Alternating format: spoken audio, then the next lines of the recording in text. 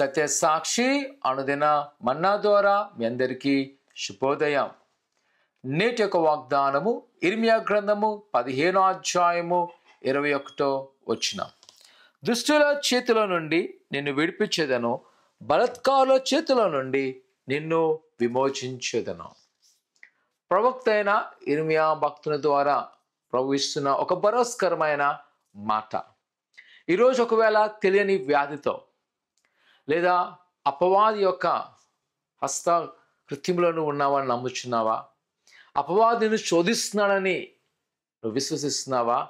అయితే నీ కొరకు ఈ యొక్క మాట, దుష్టుల చేతి నుండి, బలాత్కారి చేతి నుండి విడిపించువాడు ఆయనే.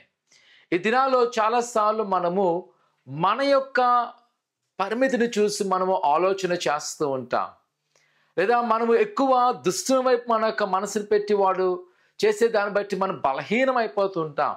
కానీ ఇక్కడ దేవుని యొక్క వాగ్దానం చెప్తుంది, ఆయన నిన్ను విడిపించును. ఈరోజు నేను నమ్ముతున్నాను, నువ్వు ఎలాంటి బంధకాల్లో ఉన్నా సరే, ఒకవేళ నీ మీద ఎవరైనా విష ప్రయోగాలు చేస్తున్నా నమ్ముచున్నావా? ఒకవేళ ఎవరైనా విచ్ క్రాఫ్ట్ చేస్తారని నమ్ముతున్నావా? నీ మీద ఎవరైనా చెడుపులు చేస్తారని నువ్వు ఆలోచిస్తున్నావా?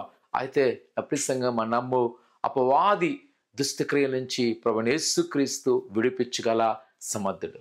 ఈరోజు అంధకార శక్తులు నేను విడిపిస్తున్నాను. అప్రిసంగమా, నువ్వు తెలుసుకోవాల్సింది ఏంటంటే ఆయన చాలా శక్తిమంతుడు, ఆయన చాలా బలవంతుడు, ఆయన నీ పట్ల తన ఉద్దేశాలను సంపూర్ణంగా నెరవేర్చగలడు అని నువ్వు నమ్మినట్లయితే ప్రియ కుమార కుమార్తె, మనము ఈ వాగ్దానాన్ని స్వతంచుకోగలము. ఈరోజు దేవుని యొక్క వాక్యం ద్వారా ఆయన ఏ స్థితిలో ఉన్నా సరే నిన్ను విడిపించగల సమర్థుడే అన్నాడు. నీ పట్ల గొప్ప కార్యం చేయబోతున్నాడు. ప్రార్థన చేసుకుందాం. పరిశుద్ధుడా దేవానికి వందనాలు. నీ బిడ్డలైన వారు మీరు జ్ఞాపకం చేసుకోండి. నీ దీవెన, నీ ఆశను నింపండి. ఇదిగో వారుకున్న ప్రతి సవాల్ నుంచి విడుదల చేయండి. ముఖ్యంగా అంధకార శక్తుల ద్వారా తండ్రి, ఏదైతే నేను వారి మీద ప్రయోగాలు చేయబడేవి, యేసు నామమున ప్రతి చెడును విడుదల చేయబడుతున్నాను. దేవానికి వందనాలు.